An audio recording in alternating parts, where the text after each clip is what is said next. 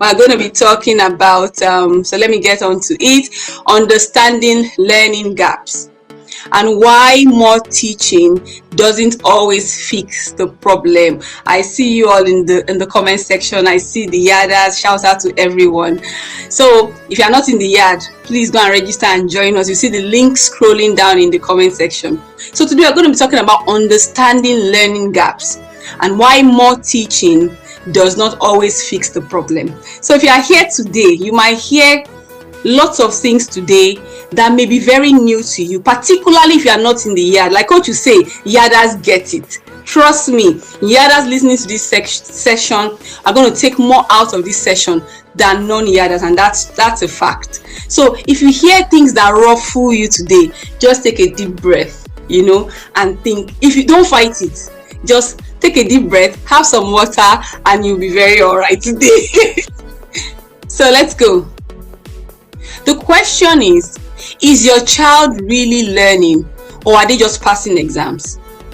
The truth is that some children are struggling and not learning.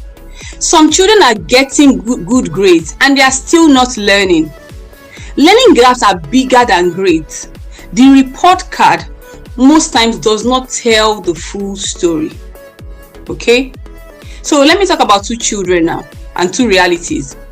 Child 1, straight A's, everything is looking fine on paper, but beneath the grades, there may be hidden gaps in comprehension, in processing, in creativity, flexibility, or even deeper understanding. Because most times we assume learning gaps are children that are struggling. Let's talk about child 2. Child seemingly struggling with bad grades, or not doing well, or they have to repeat, or my child is not reading, my child is not learning, my child can't solve maths.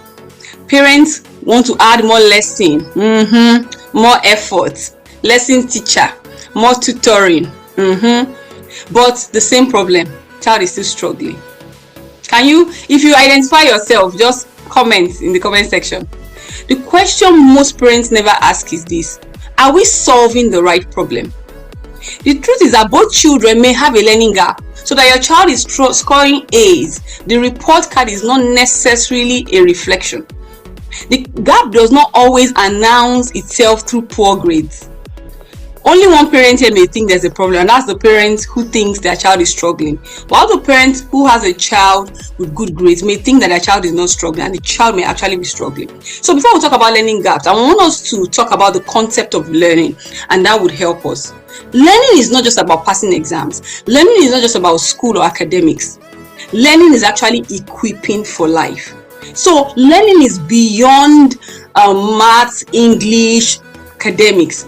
Learning should build understanding, should build skill, should build thinking, should build adaptability, and the ability to keep learning for life. Because the truth is that school will end, but learning should not end. You're supposed to continue to learn. And that's why when we say education is not schooling, that's what we're saying. Education is learning for life. So school is supposed to end, but learning and education should not end. And most of us, once you leave school, you say, I'm not reading again. No, I don't want to have anything to do with it. And that's because we're not taught how to really learn, and we're not taught the real concept of learning. So what is a learning gap? So a learning gap is a space between what a child knows and what they need to know to move forward. So a learning gap is a signal, that something important is missing. It's not a verdict. It doesn't define the child, and it's not a label, and it's not something that is static. It is a starting point for understanding. All right, and when you get this concept, you know that the fact that a child has learning gap for whatever reason is not a label, and it's not something that is fixed, that's how the child will always be. Okay, so learning gap is really missing foundations, missing skills, missing understanding. Usually there's often a mismatch on how a child learns and how a child is being taught. And that's why learning gaps can be visible, particularly in children that are struggling or have a learning disability, or most times parents will notice it in maybe low grades, learning an obvious difficulty in learning, or the child is falling behind. But learning gaps can also be hidden, particularly in high performing, or in quote, the straight A students. So subtle things like ability to cope, comprehension, subtle things like that Learning gaps can be hidden and hide in things like that. So if a child does, one of my favorite quotes is this: if a child does not learn the way you teach, then you teach the way the child learns. So some children are having learning gaps because they are not being taught the way they learn, and that's where the understanding your child's learning style comes in. Because when you are able to understand your child's learning style, you understand how your child learns, and you're able to ensure that your child at every point in time is being taught the way they actually learn. Because the school may be teaching the child in a way that is not compatible with their learning style, and you as the parent, you are the pilot. You're the one that's supposed to advocate for your child. You're the one that's supposed to do your research and ensure that the school's methodology is compatible with your child's learning style. Okay, so as a way of foundation, every skill is like a brick. You know that it's like a building. You are building you want to build a house or something. You have different blocks that build the house. So sometimes why learning gaps can be hidden is this: a particular brick may be missing, a particular skill. You know that most times it may not become obvious immediately until you get to a certain level in the building and the capacity and the weight becomes bigger. Then that house may crumble. So that's why sometimes parents don't notice learning gaps until the children are in higher classes. For example, I still had a client who had a child, I think 9 or 10, and she was like, oh, when my child was younger, he was doing so well, but now he's kind of like struggling. And after I had a session with her, I told her, I said, see, this gap, you are just noticing this gap, but this gap has been present all along because of this and that. But because the demand for that skill or the capacity that the child required all along was not so much, so somehow you didn't notice it. And that's why you have to be very careful with hidden gaps, all right? Because you may not see that gap until the child is higher. And that's why things like, my child is so brilliant, skip classes, skip stages can be very detrimental, because there are certain skills that the child may require beyond just the academics. And by the time the child gets higher, for example, some of you notice that your child in primary school was doing well. When they get to secondary school, they seem to be struggling. The struggle may not necessarily be the academics, but there may be missing skills that are like the little bricks. Now capacity demand beyond academics has now come in. The child is unable to cope because the child has not built certain skills that they need to function at that level. So look at the picture now. The demand now increases. So the missing brick will begin to show. And it begins to affect the child. So that's why you notice learning gaps later. Okay, so I talked about visible learning gaps like low grades, child is falling behind, child is not reading. Those ones are obvious. The hidden ones, even in children that have good grades, things like coping, ability to really learn, critical thinking, comprehension, it's so easy to miss it. For example, you can have a child that is very outspoken. Oh, the child is both very outspoken and sharp, and you think that the child is necessarily good in all aspects of English. Some of those children, they may struggle with comprehension really. Or your child is very arithmetic, the child is very good with math and calculation, but sometimes the concept, the child may not even know, may not master the concept, the skill, because there's something we call mathematical skill and just maths. It's different. That you are good in maths or you are passing maths doesn't mean that you have math skills, and most of the time this often show later. So look at why I said why good grades can mislead parents, because a child can reproduce or regurgitate without understanding. A child may score higher grades but struggle with comprehension. All right, a child may be performing well in one area or maybe struggling in another area due to deficiency of skills, but you feel like, oh, he's very good in maths, maybe it doesn't matter. Or parents think that once a child is good in maths and English, everything that solved all the problem. A child may pass through school, but a child may not be equipped for life. So that's why you need to understand, as a parent, you are equipping your child for life. That's what learning is. You must have that at the back of your mind. It shapes your perspective as you raise your children. It helps you to put things in the correct perspective. You must parent with the future in mind. You must parent with the future in mind and not be myopic. Getting like coach will say, first in class is not first in life. And that's why I used to tell people that take a statistics of the best people that are in your class. or maybe even 2 years your senior in higher institution and junior, and take the best students all across and check 10 years later, where are they? And even some of us here that you are a trophy child, and you can, if you are really sincere with yourself, you can really ask yourself, where am I really in life? And that's because nobody really taught us to learn for life. We were not raised with the future in mind. Okay, so as parents, you need to have the correct perspective. Example of hidden gaps: a child is speaking well but is comprehending poorly. A child, particularly if people that their children read early, there's a condition called hyperlexia. So hyperlexia, you see it in some children who can read very early. Maybe today they can read anything, but they cannot really comprehend what they are reading. If you ask detailed questions, you will see that those children would not be able to answer it. But most times parents are carried away. And that's why when it comes to screen, people will be like, oh, the child is learning on screen. Do you understand what learning is? If you understand what true learning is, you won't tell me that your 2-year-old is learning alphabets from screen. Most of the time, they're just cramming. Because learning is beyond just being able to recite what they are learning on screen. A child must be able to use all their senses to interact with their environment. That's how true learning takes place. So all this ABC and all these, I don't want to mention names, all those so-called programs that you are watching, you will see people do on the social media, they will do posts, the 5 programs that your children can really learn from on the line cartoons or whatever, that the children can really learn their alphabet or arithmetic or things like that. All those things, I call them intelligent nonsense. Like Coach would say, they're intelligent nonsense. It sounds this thing, but if you really understand child development, if you really understand the process of learning beyond a child being able to regurgitate, you will know that even though those things seemingly have advantages, you will know that the disadvantages outweigh the advantage. So always ask yourself as a parent, before you argue that something is positive or they are learning, what you need to ask is, compare the advantages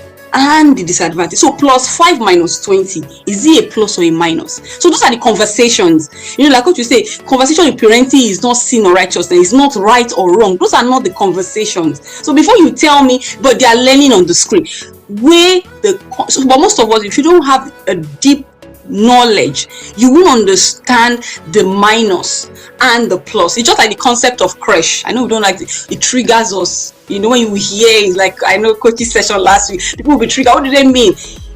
It's because you don't understand the plus and the minus. When Coach was saying that the crash is to the parent's advantage, is to solve a logistic problem, and that's the truth. And even I've met people who run, crash or all those kind of things, and but I'm helping parents. And I said that, do you know what?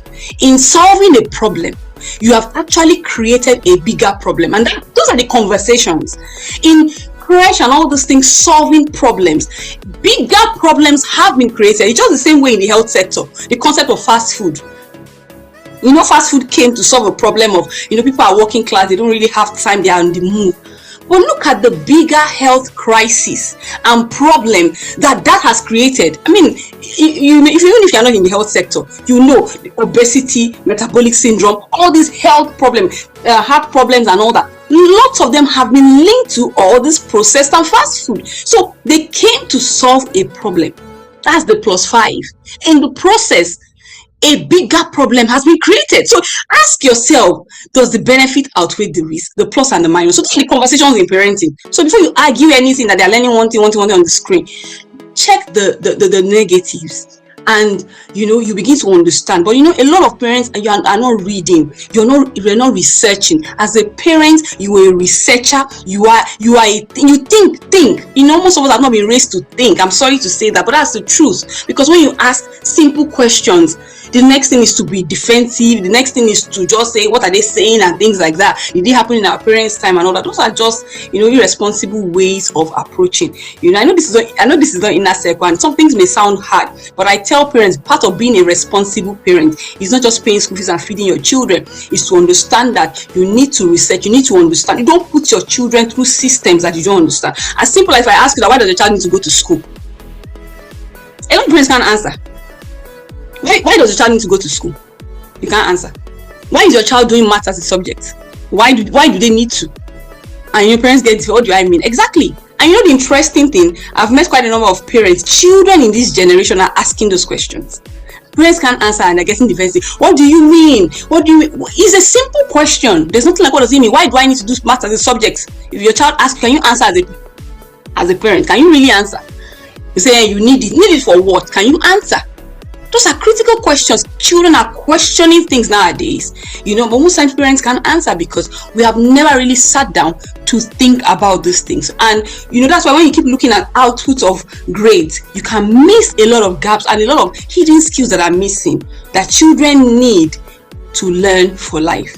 So when I look at learning gaps, I look at different areas. You understand? I don't begin with grades. I look beyond performance. Because why we have learning gaps can be due to different reasons. Sometimes a foundational problem, sometimes is a concept of the school not being the right fit, because a good school may not be the right school. Let me say it again. A good school may not be the right school for your child. So how do you know the right school for your child? The first thing I talked about it, you must know the person you are raising.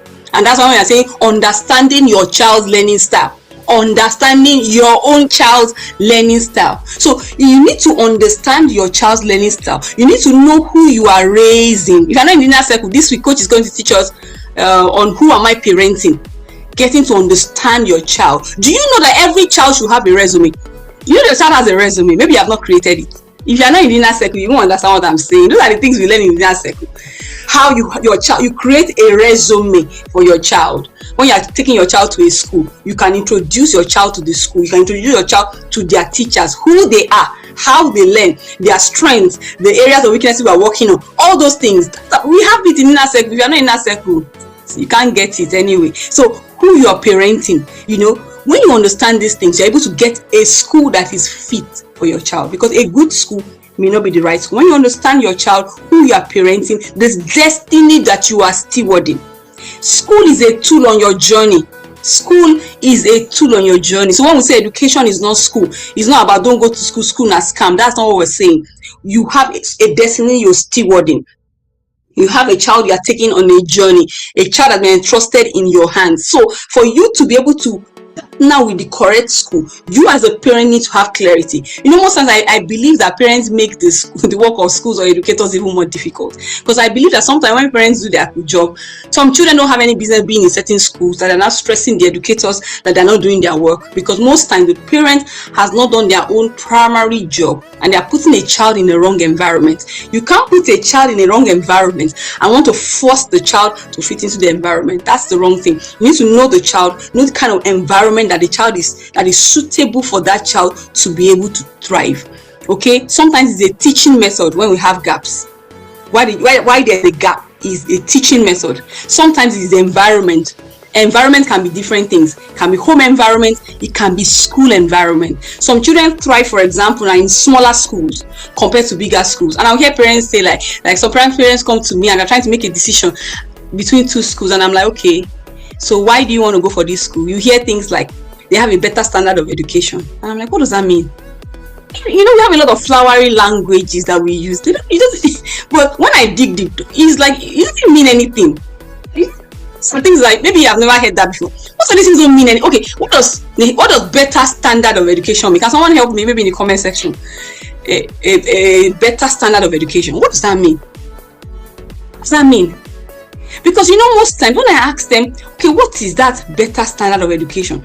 So the metrics they begin to measure. Sometimes you see those metrics are actually even the problem that are causing more problem for some of these children. Because some of those standard of education is like, okay, they have laptop, they go for excursion, they have this one science club, and the question is the destiny that you are stewarding, child you are raising. What should you be looking for in the environment?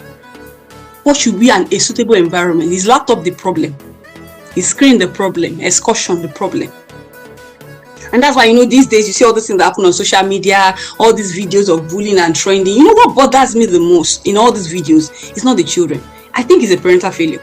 Not just the parents of the victims or the children. If you parent in that, if you're a parent in all those schools, you are part of the problem.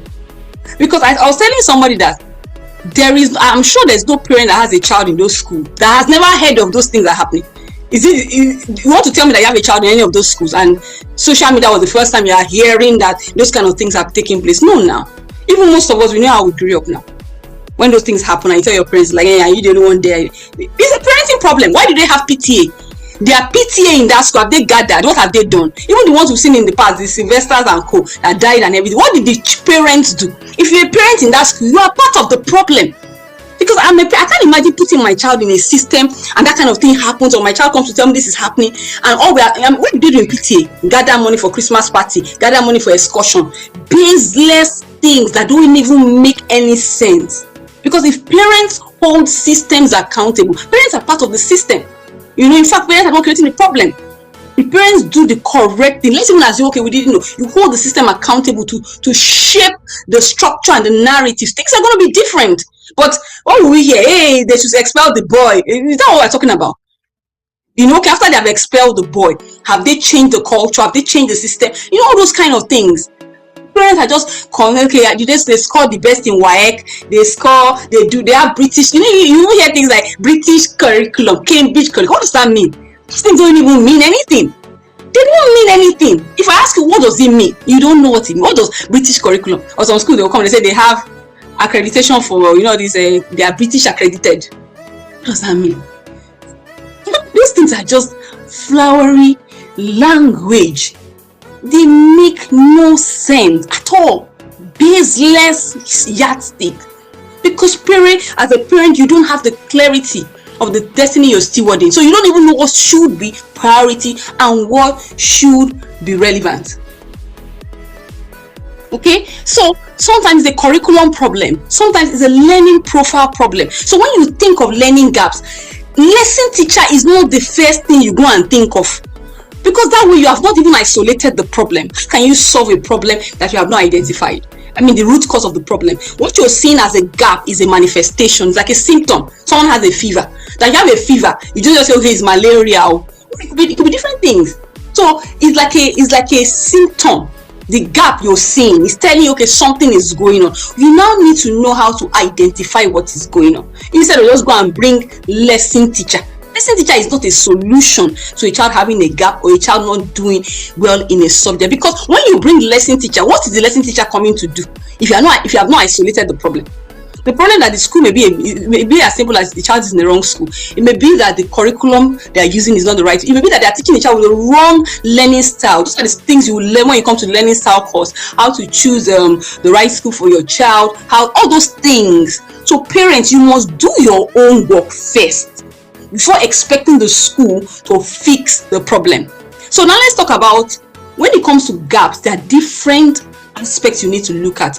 Of course, in this class, you can't look through everything. I'll look through some of them. At the Understanding Your Learning Style or Your Child's Learning Style course, some of these things will go in depth into all these areas. But of course, 1 hour, we can't examine everything. So let's talk about foundational gaps. So we have different types of gaps, or what I would say different areas that can be responsible for a gap. When a child is having a learning gap. Like I said, what you're seeing as a learning gap is like a manifestation. Child is falling behind, scoring poor grades, or even the hidden gaps where a child is struggling with comprehension or things like that.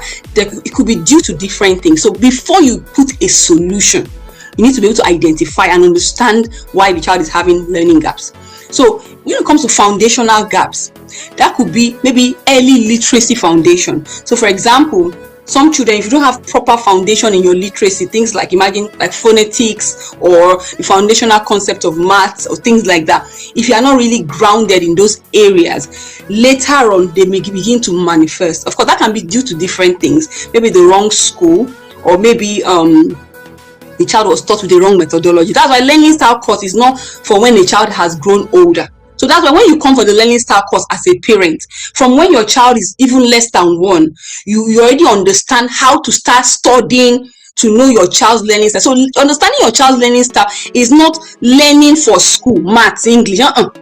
Remember, learning is equipping what for life. In understanding your child's learning style, you even know how to teach them chores at home, how to give instructions at home, how to teach them different. Even if you want to teach, even if you want to imagine a Christian, you want to teach Bible, you want to teach a lot of all these things, you will understand how your child learns, such that you'll be able to teach them all these different things. It's the same thing. It's learning. Remember, you get learning. learning, equipping for life. So a child wants to learn a skill, a child wants to learn something they do with their hands, a child wants to learn, you even know the kind of books to buy for them, kind of toys, or how to interact with those toys correctly. Do you get? So when there's a missing foundational thing, literacy, maybe their phonics or all those little things, it may begin to show later on. Even things like fine motor challenges, when there are issues with writing, a child struggling to write can be a fine motor skill, as simple as when the child was younger, they did not play a lot. So that's why when we talk about screen and children not playing or moving, those are the things we're talking about. When a child plays, all this play-doh, squeezing paper, and some parents, you get angry. I had a parent that was telling me the child is tearing paper. I said, okay, so what's the problem? How is it? Why are you angry? How is it? We say the person said that it's irritating me. I said that something is irritating you is your own problem. It's not the child's problem. What is a child supposed? A child squeezing paper. I said the child is interacting with his environment. That's how learning. What you now need to do is, if they're making a mess, then you create a structure of where they will play that mess. Oh, they are scribbling on your wall. You now pack all the crayon and go and keep that. That scribbling is the work of a child. That is play. What you now need to do, get paper, channel, and create a space. So all those foundational motor skills, some children, they have weak muscle because they have not played with sand, play-doh, all those little things that should build the skills for writing, they haven't built them.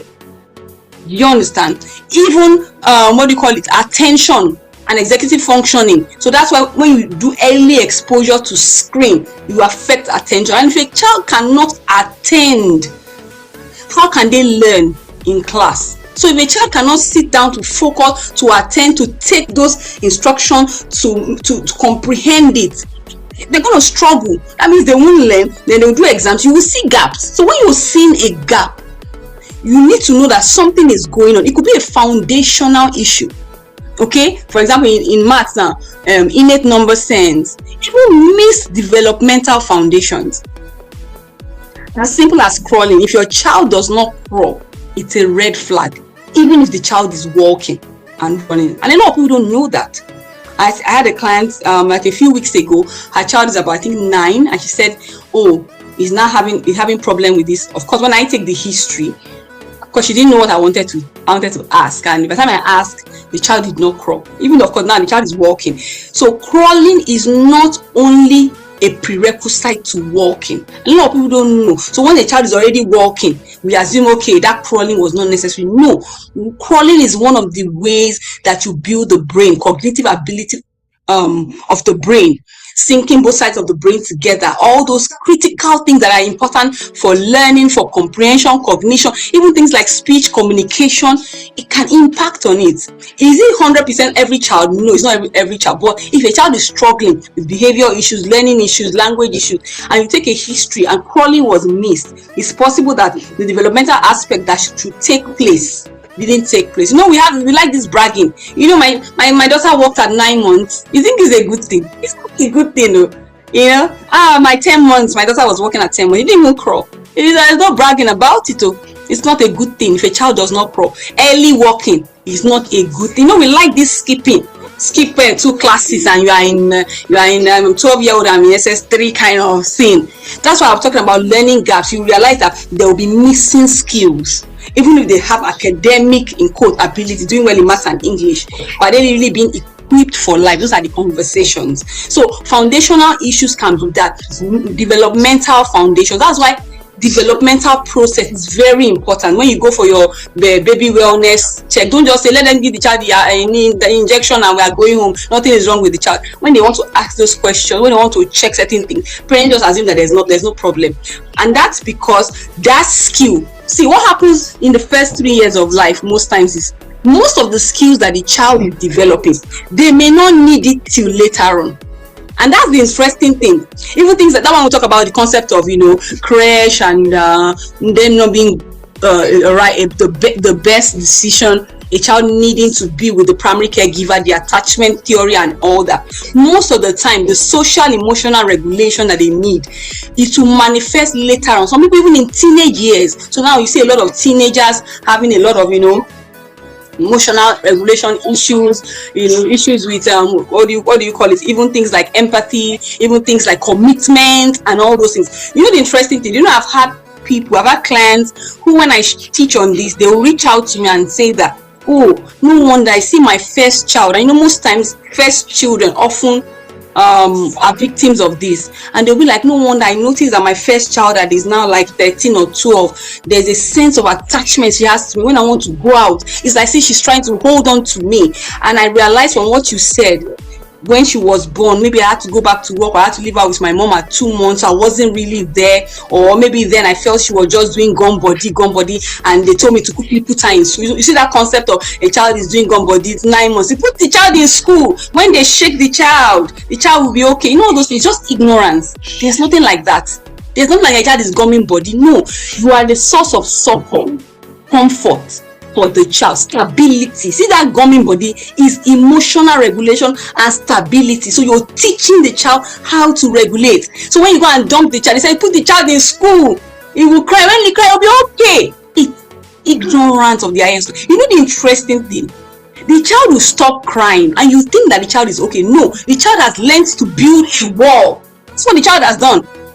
The child is now strong. No, the child has built a wall, and some of them you will notice very detached. So I'll hear parents tell me that some of them either the child is holding on to them, like the one I said, or the other extreme, that the child is very detached, like doesn't kind of show emotions, that kind of thing. Not knowing it was what happened in the younger years. That's so the skill of emotional regulation and all those things that should have been built that period. The proper environment was not given for the child. So you see, learning for life now. So that child, in terms of the social aspect and all those things, there will be deficiency. Let's move. So I've talked about it can begin early. So things like excessive exposure to screen can impact on foundational skills. So it can cause foundational gaps. So meaning that the gaps you're seeing later on in latter years, they are a foundational issue. They are not issues that just happen at that time. So most times, it's not when the gap is manifesting necessarily that the problem started. Do you understand? It's not when you're seeing the gap that the problem started. Sometimes the foundational skills, or there's a foundational issue that may not manifest, and that is because until the child needs that skill or has developed more demand and more capacity is required, the gaps begin to show. Do you understand? So of course, not having enough play-based learning, like play. So if you are here and you say my child plays too much, there's nothing like that. Play is the work of a child, because play is a tool used to enhance skill and development. Most of the time, parents don't know how to maximize play. That is the problem. That's the conversation. Play, movement builds the brain. When a child is born, the brain is not fully developed.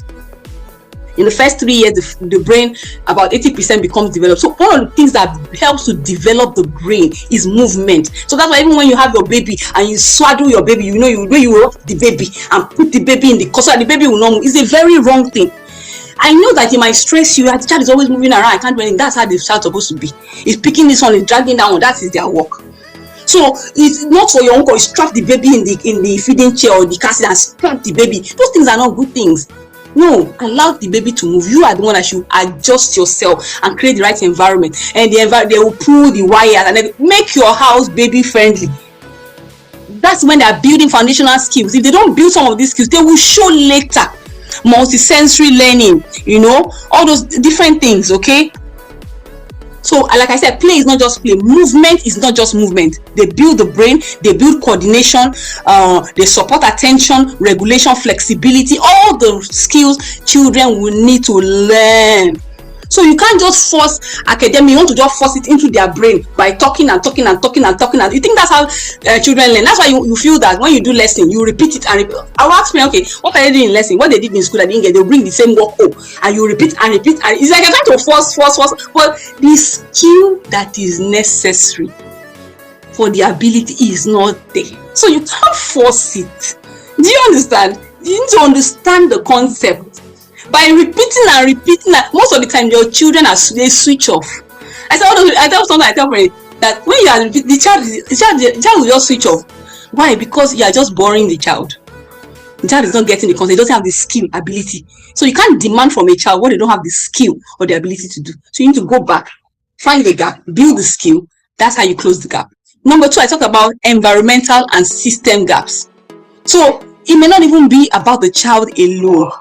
I talk about a good school not being a right school. So when you talk about environment, it's in 2 ways. The home environment is very important. The school environment. But before you can know if an environment is the right environment, you have to know your child, what your child needs. And you have to know what is important. You know, I ask parents one time, what should you be looking for in a school? Do you know?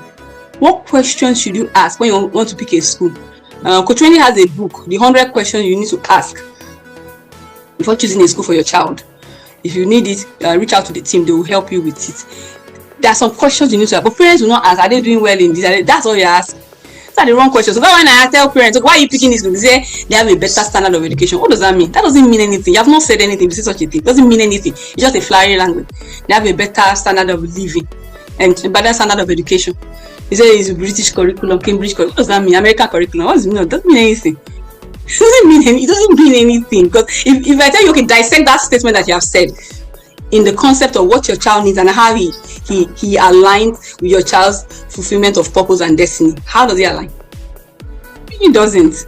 You understand? How many of us here you did A levels? How far now? Is it a determinant in life now? It's not. Is that at that season? It's just, you know, the way we say we have peer pressure. Even more they say it's Montessori. Do you know the meaning of Montessori? Do you know what Montessori means? Most people that even claim that the school is Montessori, it's not really Montessori, but parents don't really Montessori. Do you know what Montessori means? Do you know what kind of system they should be running? Most parents don't know. You just see the flowery thing. You know the way we have peer pressure. You say teenagers have parents. The parents have peer pressure. You don't know. There's peer pressure. That's why somebody's child is doing 10th birthday. They have to do mini-me kind of thing. Mini-me, they will now wear the gown to as if they want to fly. You see all those Instagram. Oh my God, let me get on this matter. You see all those pictures, they're doing birthday. They will now wear they're doing all this the end of the year party. They now wear the dress like the girls. It should be as if they want to take off into the air. They will now put the thing at the back as if their wings, they want to fly. Look how those are. These are walking as if you now see the boys today. They will now wear one kind of suit, put stud ear. Now do like just, oh my God. I'm like, what's cute about this? Anyway, let's not get onto that. So cute. As if you're just making the child like an object and you want to just decorate it. Children have now become like a dolly. You now be going as if. So what does that mean? Say that they have Cambridge curriculum. They are Cambridge certified, British certified. What does that mean? It doesn't mean anything. It means nothing. Really, it doesn't mean anything. It doesn't mean anything. It's just that most of the time, parents you're just confused because you see that thing you are seeing as a yardstick, and I've seen it happen over and over again. Is always the one that is always to the detriment of the children. You see those laptops. You see those internets. Parents have no clue that they're having a carry laptop. They have a one child to one system. Go and find out. It's 2 years time I'm coming to cry that your child is not. You didn't know that's your yardstick for standard of education has created the problem. It's not the one that they went excursion abroad to Dubai. You saw what happened years ago. You see, that's part of the standard of education. They are exposed. They travel. The traveling will not create problem. Do you understand? So you need to just get yourself right. Parental peer pressure is true. Is a thing. Is a thing. Parental peer pressure. My child is going to this to her. But you know what? You can only be pressured if you don't have knowledge. So like me, those things, I pity you. I'm empathic because I just see your ignorance. So it's not something that I'm admiring or somebody give you a 10-year-old iPhone. I'm not using you as a prayer point. Oh my God. For what? For what? I'm a 17-year-old. He had all A's. But you're saying a 17-year-old doesn't understand discernment, cannot pray, cannot hear God. I mean, your child will finish. My child, he has 2 masters from Harvard. Okay, came back, doesn't know his purpose in life. Do you understand? That's why I said school is a tool on your journey. So when I say understanding your child learning style, it's not just to pass exam. It's for your child to understand what it means to learn for their life and their future. So you need to understand it. Concept. If your child leaves your house as a 25-year-old graduate and they don't know their purpose, that's a failed parenting system. What have you been doing? You have not done anything. Yeah, sorry, this is not inner circle, but that's the whole purpose of parenting, is to steward the destiny. Your child should leave your house as a 25-year-old with clarity of vision. Look at most of our 40-year-olds are signing up for personal development. Hey, coach, how do I know my purpose? Coach, how can I hear God? You are 40-year-old, you can't hear God. You don't know your purpose. So what informed the course you studied, where you are living, the person, what informed it? It's just abracadabra. Because how can you choose a higher institution course without clarity of purpose or clarity of direction, even if you don't know particular subject, but you have direction? So if you don't know direction, how did you choose your course? How did you choose what you're doing? That means you're just confused. And as parents, we must not repeat that same mistake in our children. If your 25-year-old leaves your house and is still looking for purpose, you have failed. I'm sorry, it's not in that circle, but it's but that's the truth. So I tell anybody, I'm chasing one standard of education. That's not what I'm chasing. I'm chasing to understand the destinies I'll be asked to steward, and everything will be a tool on my journey that will align at that arrival. You have 2 masters, you are still signing for personal development coach. You see all those courses now, clarity session, knowing your destiny.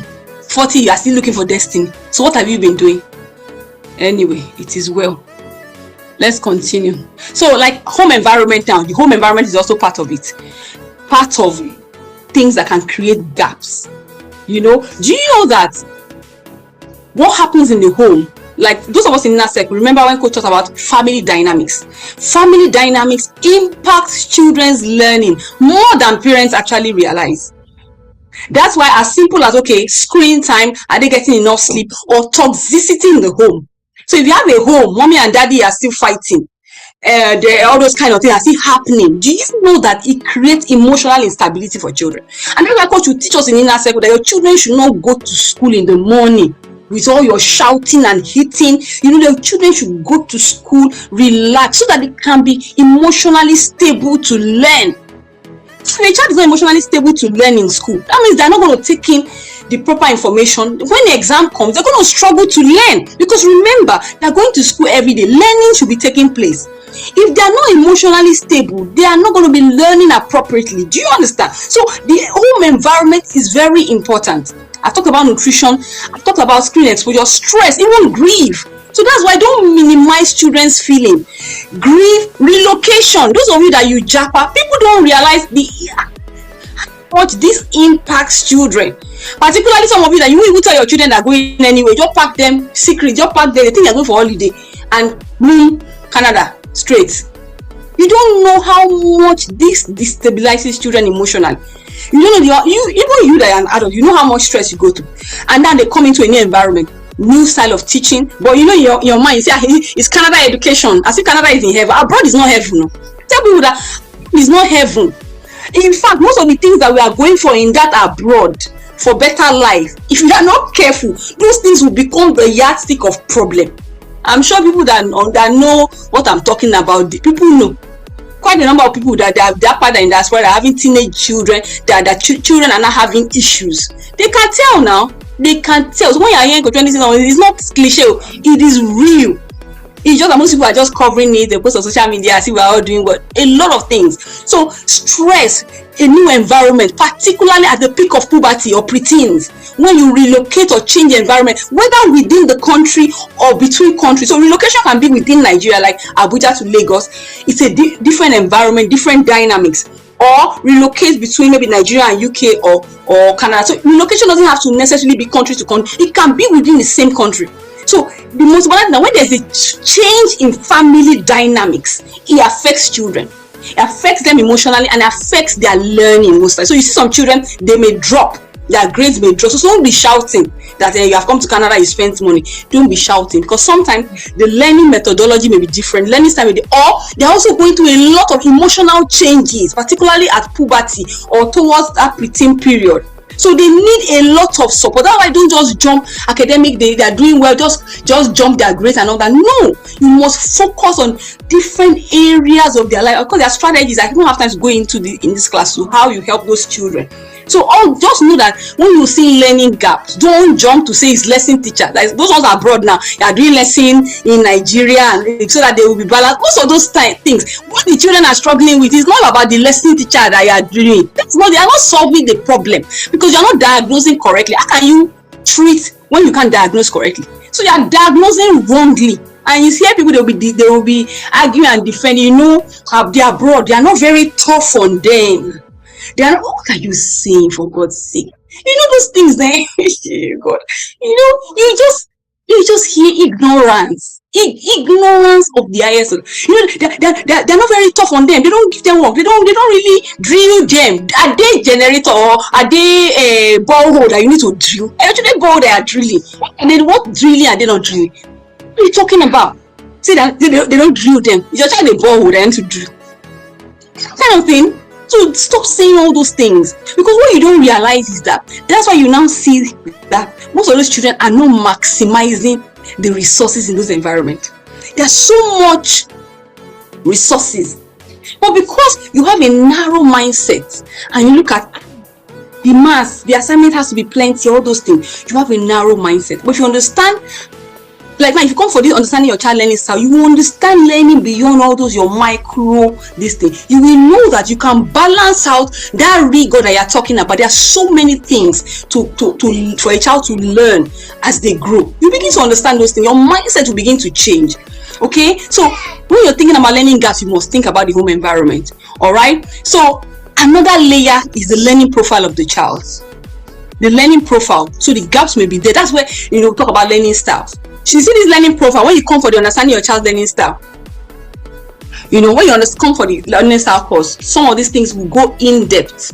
Okay, learning style as a standalone, but beyond learning style as a standalone, we go dive into a lot of these things: learning hindrances, learning difficulties, learning strengths, learning differences, learning disabilities. These things are different, and the interesting thing, they may manifest with the same struggles. So most times a child is not writing or a child is not reading. Most of the time we assume it's a learning disability. Not necessarily. It could be a learning difference. So I'll just talk a bit about this. Like a learning difference can just be circumstances where a child learns differently. All right. So a learning difference can be that a child is being taught in a different learning style that is not that learning style. So the child may never learn to read. Like Coach was sharing about her son. I just struggle to read, and that's because he learned differently, but they were teaching him in a different learning style. So he was struggling to read, struggling to understand, until they identified that and they changed the methodology of teaching reading to him. He was not able to read. Learning difference can also be there what we call right and left brain learners. Okay, people that are right brain learners, they learn more with things that are more colorful or in pictorial form. So some of them, if you're teaching them with more of black and white plain things, they will struggle because they will struggle to retain information.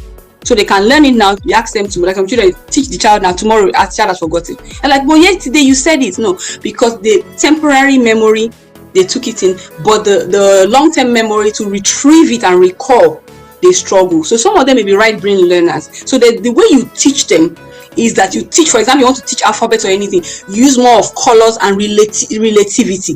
If I ask you now, maybe if I mention Mr. Biggs to you, the first, what comes to your head first?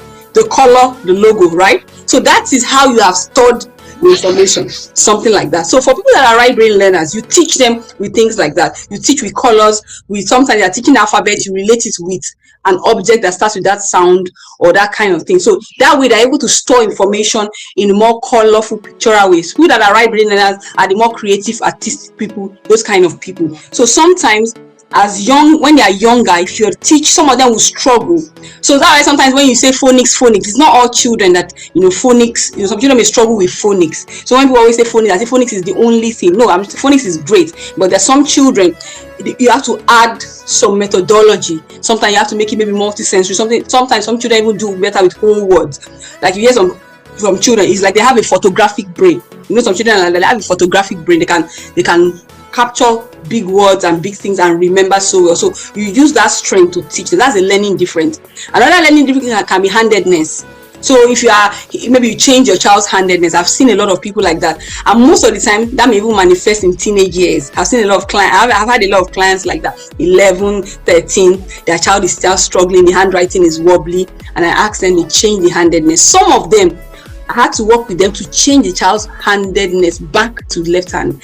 Sometimes some of our cultures, we have something with left hand and all those kind of things. So handedness is a learning difference. Also things like, people that are left-handed, how to cut certain things, how to do certain things, they might need a particular method. It's a learning difference, and trust me, it can impact on a child's learning. It can cause learning gaps. When you're thinking learning gaps, struggling to read and all that, it doesn't have to be a learning disability. It could be a learning disability, but even when it comes to learning disabilities too, that are manifesting as dyslexia, dyscalculia, or some of these things, some of them may have underlying issues like the developmental issues that I talked about, or other systems, or there are strategies that you begin to put in place to support their own way. Remember, if a child doesn't learn the way you teach, what do? You teach the way the child learns. Let's go. I said not every learning challenge is a disability. That's what I've explained here. So some children are struggling because they were taught the wrong method. Some children, the environment is wrong. Some children, foundational. Some children, methodology. So even diagnosed children, they will need better understanding. So maybe a child has ADHD, autism, Down syndrome, a better understanding of their peculiarity, because you can have 3 children with the same diagnosis, but the underlying challenge with reading can be different. So it doesn't mean that because 3 children have autism and they're struggling to read, is the same root cause for their reading problem. Not necessarily. Some people can have an eye tracking issue. Some people can even be an auditory issue. Some children have auditory, what we call hypersensitivity. So that means that they have this noise.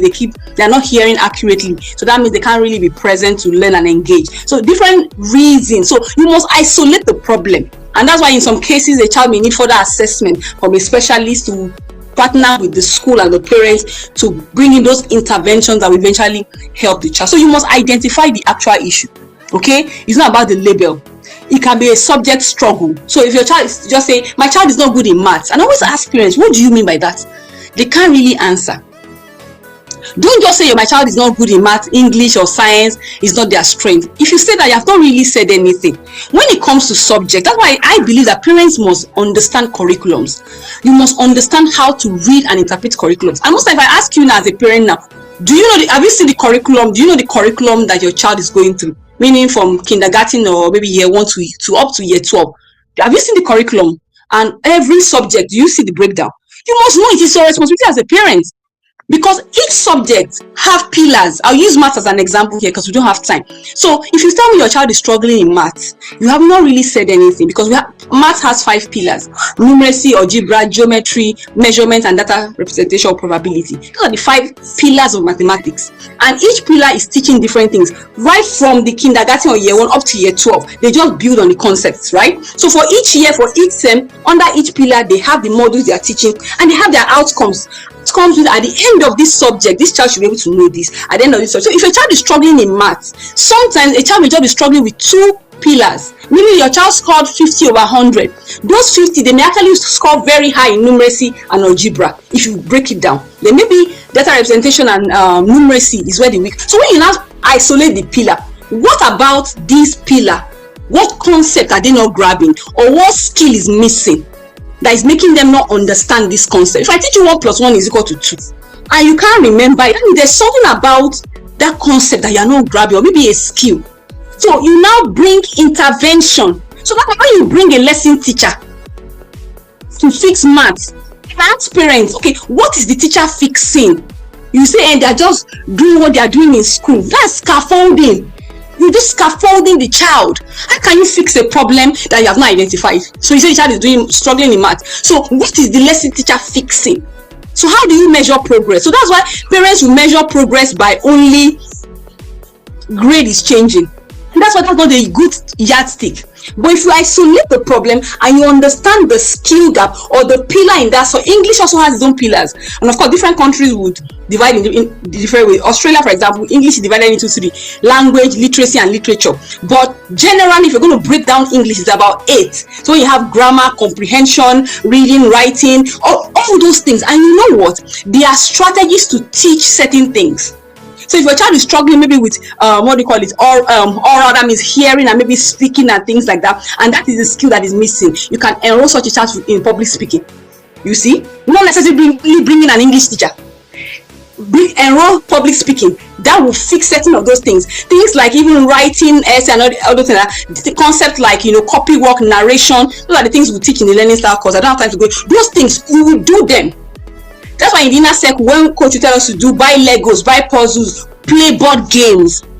Even things like cooking, you now wonder how does it translate. It is building the foundational skills. So when the children engage with the subject, they have built the skill. So when coach is saying you don't need lesson teacher, some of us that are arguing, let me help you understand.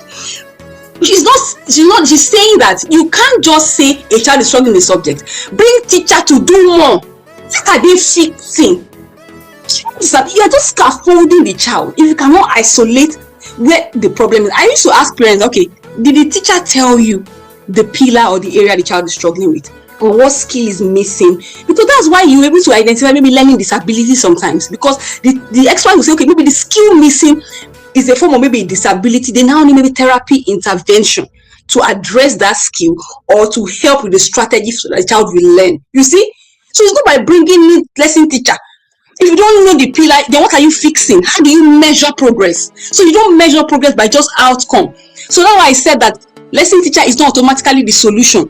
Check the foundation, check the process, check methodology, check skills that are missing. Sometimes curriculum, like maths, now we have two methods of mathematics now, mastery and the spiral methodology of teaching maths. Parents don't even know. So what methodology are they using in your child's school? Your own child, what is their own best methodology of learning? So you have different subjects have their methodologies of teaching, and most schools may have just one methodology that may not be compatible with your child. So even if you're not going to change the methodology of the school, there's a way you can now adapt it or adjust it and make it work for your child. Even textbooks as well. You can have two textbooks that are visual text with color and everything, but how textbooks are outlined. Some children do better when the textbook is not so crowded, the information part time. So all these things is a parent's responsibility. So that's why we're saying understanding your child's learning style, how your child learns. That's what we're talking about. So when we teach you visual learning style, how to interpret curriculums, how to interpret textbooks. So you can have two math textbooks. This has happened to me before with my daughter. Two math textbooks we were using. She was struggling with one. By the time the next day, by then I didn't really understand this concept. So the next day, my husband was teaching her with that particular textbook concept. She didn't get it. The next day, I was using the other textbook, maybe days later. The same concept. I just realized she was getting it.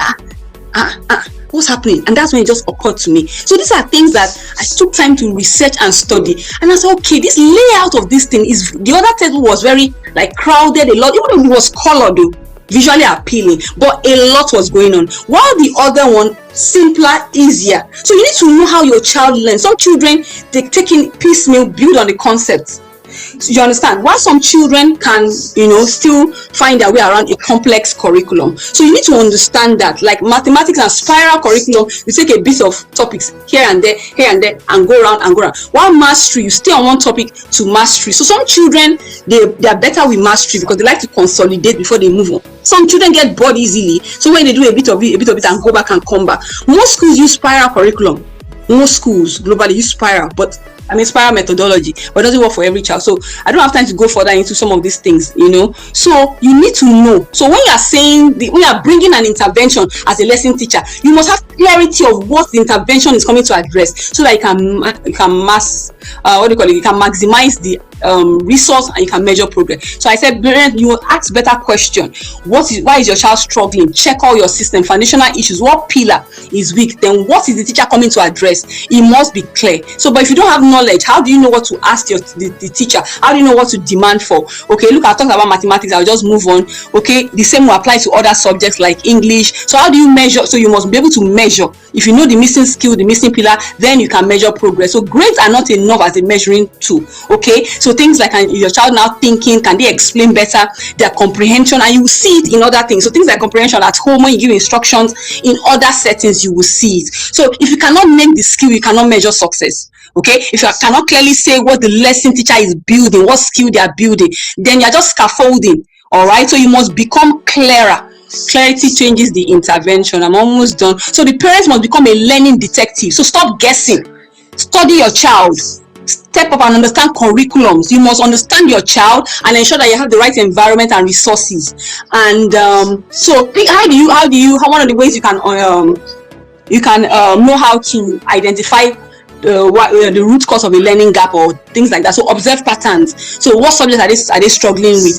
Like now, even at home, what do they get frustrated in? When you give instructions, do they remember? Can they comprehend? Things like that. Then when did the struggle begin? Have they always struggled, or did they start at a certain time, or things like that? Then what soft skills? Look for soft skills as well. Not just that your child is good in maths, things like that. What kind of instruction helps them the most? It's like when you say something, do they remember? When you draw it, or is pictorial, are they doing well? Then listen for frustration. Things like I'm bored. Might be that there's a learning style mismatch, or I don't understand this thing. It might just be that there's a missing foundational concept they're not getting. So don't just say you're not getting, how can you not get it? Don't just try to understand things that they may be frustrated about. Or I hate this subject may point to the fact that they're not understanding a particular concept. If they struggle to follow instructions, even in other settings, there could be a comprehension issue, there could be a cognitive issue. Some children have what we call cognitive auditory processing issues, so they can have a processing delay. So you talk to a child, they ask questions, but before they respond, they take a while. So their cognitive speed may be slow. There are ways to improve that using games and other strategies. We share that in the Learning Style course.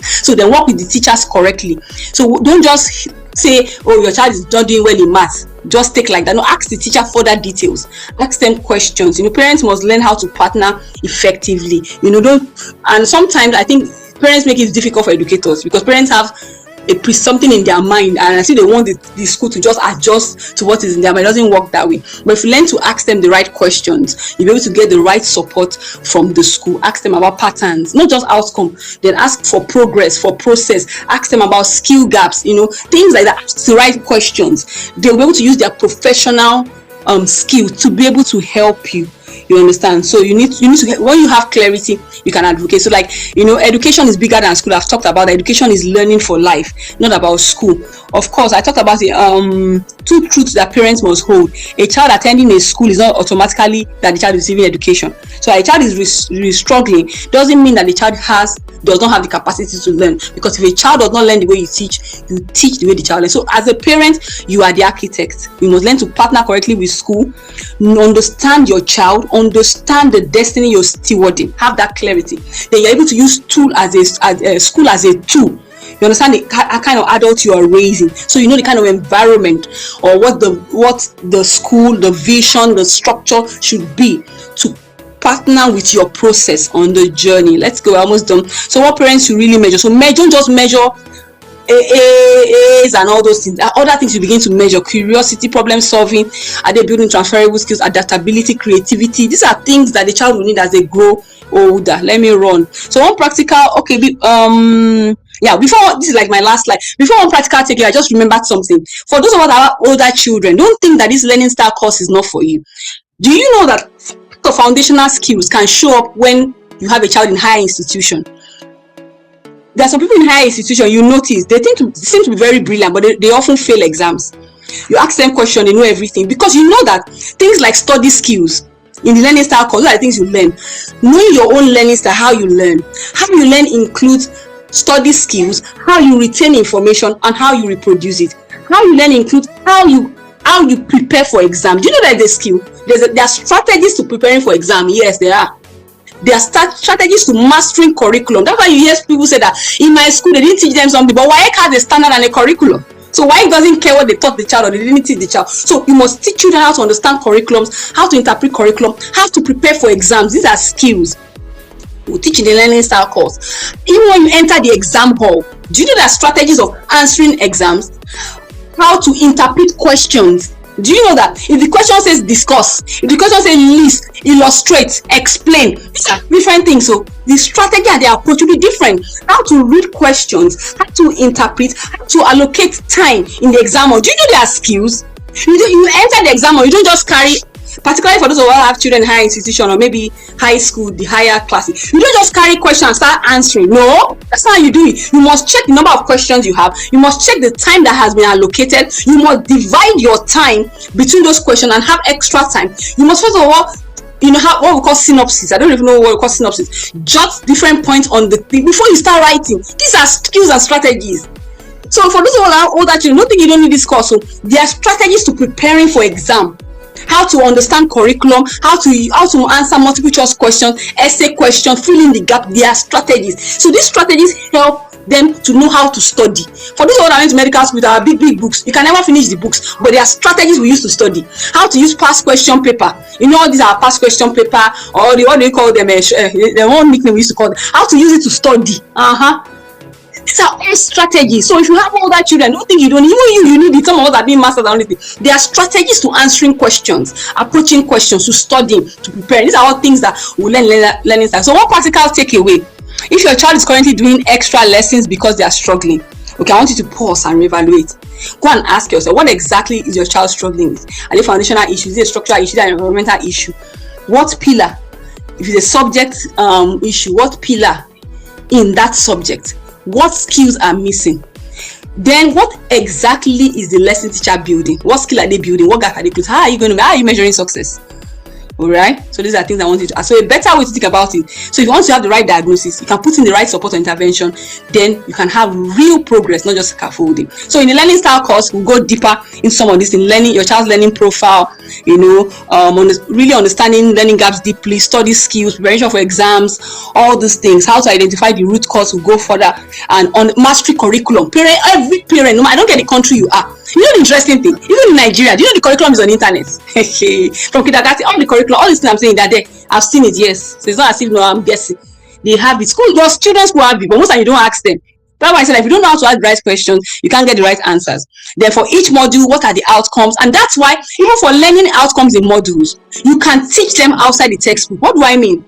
Imagine they're teaching science this semester, and they're teaching your children biology, breathing, respiration, and all that. Do you know you can teach that without a textbook? So that's why in Inner Circle, when coach says we should watch documentaries, we watch documentaries of those kind of. You can watch a documentary. You can use flashcards. You can use excursion, travel. Learn about some of these things outside of the textbook. So that's why, as a parent, you have clarity. You see what I'm saying? When you have clarity, you know what you are doing. You can take your children on the right journey.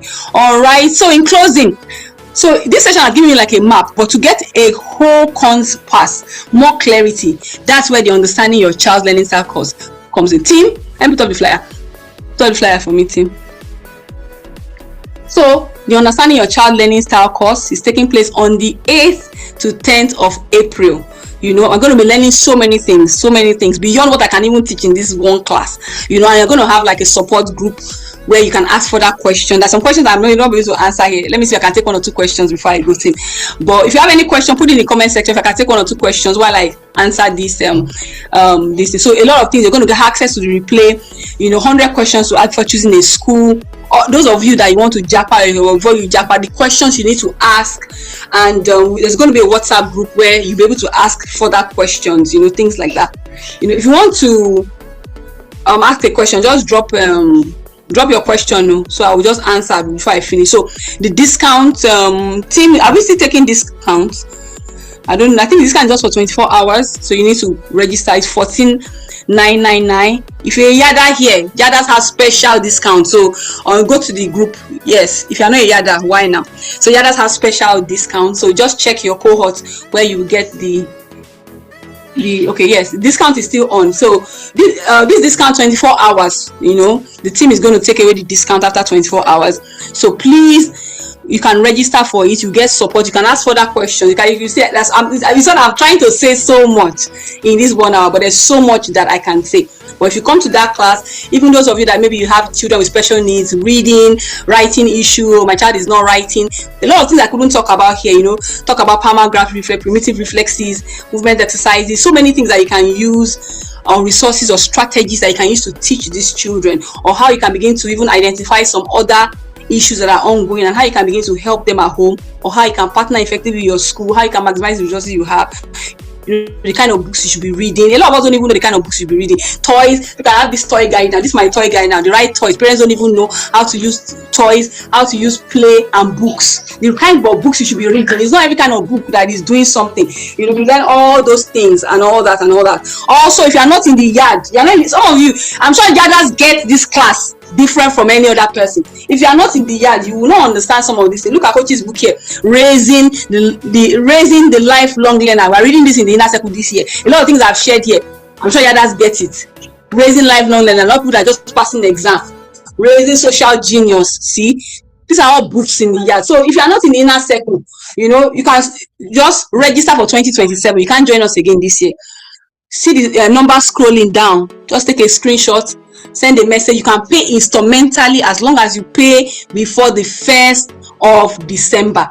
Okay, so there's this question on the screen. How does one refer child back to left-handed writing? Okay, what would happen is, it depends on the level. Okay, so it's better to reach out to know the extent. Some you can teach you this strategy as a parent, but sometimes you may need to work with a professional to really help the child. Yes, the child can, because let me explain to you. When it comes to handedness, is a concept of design, how God has designed the child. So when you change handedness, you disrupt the brain. So that's why some people can actually have a mental issue, and that's why some of those children, you notice that the child is becoming very slow, kind of slow kind of thing. Why? Because it's like you have distorted the setup. And you can't, it's like saying that what is supposed to function on the left is on the right naturally. There's no way you can change it. Do you understand? So that's why sometimes you have to let the child go back and learn. The child can learn it. And let me give you an example. Somebody has an accident and cannot use their hand. Some of them, they train them to write again. People that can't walk, they're on bed for like 6 months because they had a fracture. They will actually teach them to walk again, right? So your child can learn. So forget the age. It might be slow. Some people would have an accident and lose their right hand, and they will have to learn to use their left hand. Or something happens to their hand, they can't write for a long time.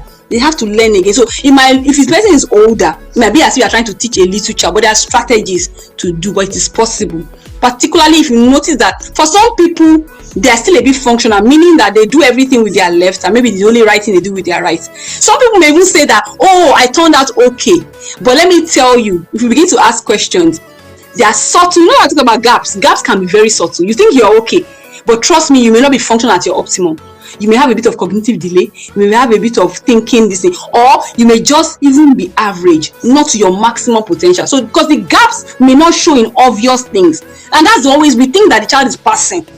There are no gaps, and that's where the error is always in. So I've met adults that you are talking, they ask you a question, you can't answer questions straight. Don't you know it's a form of cognitive impairment? You ask somebody, okay, can you tell me they first of all talk for 5 minutes. They are just rambling. You can't articulate your thinking, your point, and speak. Sometimes it's a form of cognitive impairment. And you know what things that can happen? Pain can cause it.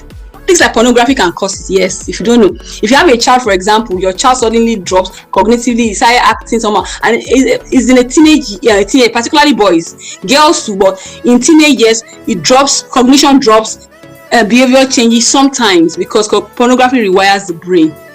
It can affect cognitive ability, screen as well, all these things. So many things that can happen. So that's why handedness, you don't joke with it. It can have cause cognitive for cognitive impairment or cognitive delay. So you can learn it. Just take it that the way. How do we solve the problem? I have always wished for my children to do coaching and mentoring so I can understand them better, what they can do. Okay, for coaching and mentoring, just send the chat to the number. They will connect you with the boys coach and girls coach, if that's what you mean. Coaching and mentoring, yes, coaching and mentoring. So connect you to where Coach Ebuka is there, Coach Antetima is there for your girls, Coach Ebuka and Coach Judah are there for your boys. We also have other team coaches. If you have older children, Coach Jose is there, Coach Mary is. So just send the chat. They would help you. And let me say something. Yes, for those of you that have outstanding children, I was having a conversation with my husband yesterday. Those of us, you know that Coach has a book where he's raising the trophy child. If you have trophy children, raising the trophy child, all your grade 8 children. You know what I've come to realize as a round of that? Most trophy children, let me give you an example. My son is so good in maths. What do? You want to give the child more maths. Let him go for math competition. He's good in science. Let him go for science competition. You know what I discovered most times? When a child is exceptionally good in something, most of the time I believe that the real geniusity of that child is really not in that subject. That subject is a reflection most times of deeper geniosity. I was a trophy child, so I can relate. When you have trophy children, most of the time, people focus on your achievement in an area and want to hone it and hone it. What I discovered is that they do you a disservice, because as a trophy child, there is a well on your inside, well of ideas and concepts that you are trying to birth forth. Sometimes you're trying to bet for things that don't even exist yet. So it's difficult for you to name it and give it the expression. That's why coaching and mentoring. I said this because I wanted to tie it to the concept of having coaches and mentors. If you put your children to team coaches and mentors, you see that your child, as you said, is straight A's, everything is ticking. Give them to a coach and a mentor. They will bring out deficiencies in other areas. They will be able to help to balance that child. So you want to skip classes because you think the child has finished everything about maths in year 4. No. Put him through coaching and mentorship. They will stretch him to be balanced. Do you understand? That I said that because of coaching, and people that think that why does my child need coaching and mentor? Coaches are able to see into the potential of your child. You see that word that I'm talking about? Even if that coach does not really, they may not really know that thing, but they are skilled to bring out the well in your children and help them to give expression to it. So if your child is good in maths and science, or don't sit down and be honing on that science, I believe that those expressions are a pathway. Even if your child is good in science, doesn't mean they will even do engineering, architect. No, it may not be. What you're seeing is like the tip of the iceberg. There's a lot on that inside that needs a lot of nurturing and strategy position. Why did most trophy children will end up growing up and becoming average? Why? Because the depth on their inside was never found out and explored. Because most times they have things on their inside that maybe has never existed. Look at people like all these Zuckerberg, what they created. Thank God that their parents gave them room to birth those things out. And that's why you see a lot of intelligent children go and study medicine. I studied medicine, I can tell you for a fact. Medicine is one of the courses that actually kills your geniusity. If you meet anybody that studies medicine, they will tell you the truth.